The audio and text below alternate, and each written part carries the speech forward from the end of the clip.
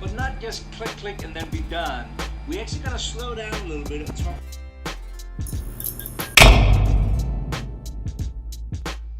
In this video, I will be showing what I think is the most important tool before getting started with Fusion 360.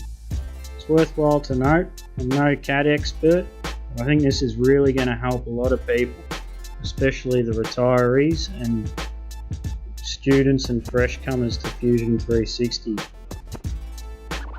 What I see a lot of people doing is they'll be jumping back and forth from a Fusion tutorial and back into CAD on the one monitor.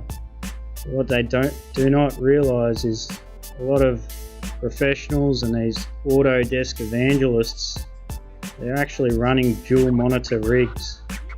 And I can pretty much guarantee if you set up even a cheap monitor like the one I've got, you're pretty much going to double or triple your workflow, and everything's just going to flow nice and smoothly. My next Fusion 360 tip is after you're done getting down the basic lingo and functions inside the software, and you feel like you're hitting walls and you can't get past them, is just to kick back and watch some of these speed videos.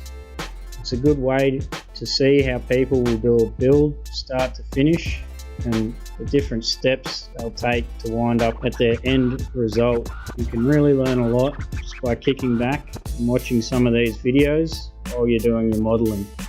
Thanks for watching. Don't forget to like, comment, share and subscribe.